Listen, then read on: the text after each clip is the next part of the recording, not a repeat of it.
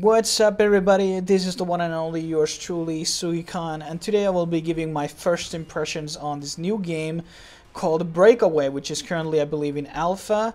And this is a game done by Amazon Games, and obviously Amazon owns Twitch. And there's going to be a lot of integrations with Twitch on this game. First of all, you need a Twitch account to log in and play it. The second part is what I believe from what I've heard, is that essentially there's going to be other integrations with Twitch, such as like viewing the Breakaway streams might give you certain loot. Obviously there's probably going to be something like, you know, sharing your highlights and replays on the Twitch video system and other like type of things that they might like think on future. And I probably think that Twitch will be also promoting the game quite a lot on their platform and front page and try to really push it as next competitive esports. And I think it has all the tools to become a really big esports. I think it's going to be easy to spectate. There's only like 4 players. The maps are not very large, and you kind of have like a good idea what is going on the map for the most part. And it's not like there's going to be there's like around 10 characters right now. Each of them have 5 abilities, where essentially one is auto attack, but they are varying from range to melee. And then there is an item shop inside the game, and gold can be gained from different ways. Killing the enemies will drop coin, and you have essentially 12 different upgrades that you can choose from. You can only choose 4, but you're able to sell them. So you have anywhere from like attack boost to health boost to damage boost against destructibles and objectives.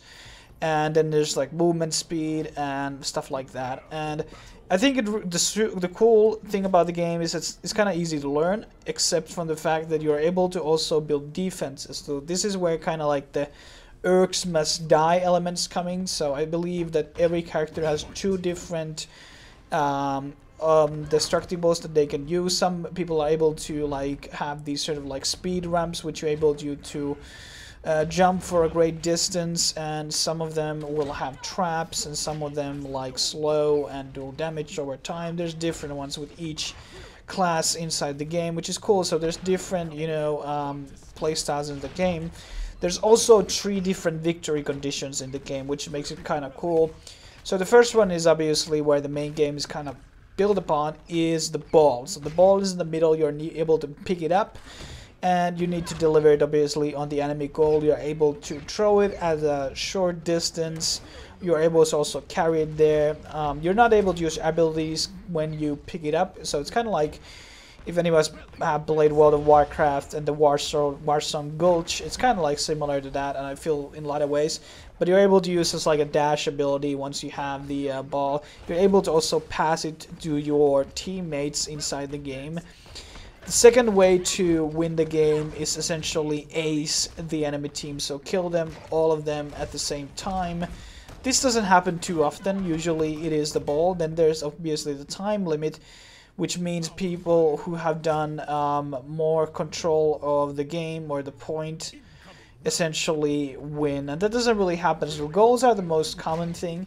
Obviously when you go into higher elos, there might be different strategies where certain people will pick up a comp that is meant to ace the enemy team, as some are more like, you know, ball orientated and stuff like that. But I like the idea that there's 3 ways to win the game, so the victory conditions are very varied in the game. There are of course different builds that you can choose, and which is really cool. So if you are going to be playing the role of the people who's going to carry the ball, you might want to take the movement speed, health and defense. But if you're going to be the DPS and the person who's going to like crowd control the enemies, you might like want to take damage a lot and armor penetration. So there are different styles inside the game. I like a lot of the character designs. I think they're very perfect. The models and the graphics are really good in this game.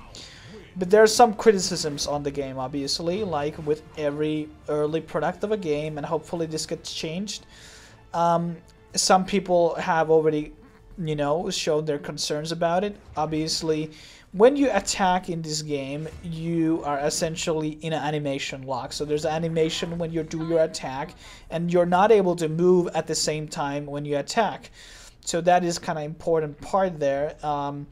And obviously when you attack another person, he will drop the balls. So essentially, if you would remove the movement lock from auto attacking or using abilities, it might kind of have some difficulties like running with the ball.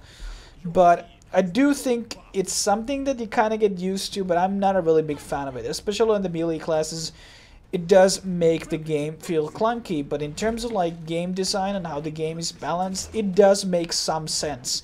But I think a lot of people are not going to like it, and I think they have to find perhaps a solution that's going to be more reasonable. Maybe adjust the range, maybe to make the attack speed, attack animation a bit slower instead when you're moving, or anything like that. But I just feel like it's sometimes really hard to carry the ball, and sometimes also feel that not really carrying the ball, but kind of getting through from the map from one corner to another, it seems to be an impossibility, and I didn't really see it in any of the games that I played. Also, that the ball's like throwing range is not that great. I would rather have perhaps a longer range on the ball, but maybe it would add some like RNG on its trajectory, like where it could go in a bit different direction.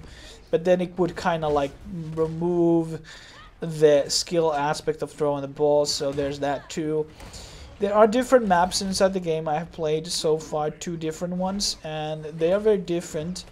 One is perhaps more, you know, something that really, I would say, works more with like capturing the ball, while the other one really maybe contributes more into trying to kill the team, or you know, waiting till the timer goes out. And so there's different strategies on different maps, and all of the characters in terms of their abilities, maybe not the best designs there. It's not like you have these huge AoE control attacks, but some of the characters do have like kits that really make sense, and they're like good, but it's not, I don't think it's supposed to be like super flashy, and it will be kind of very hard to, you know, carry the ball if there would be like map-sized AoEs around the map all the time.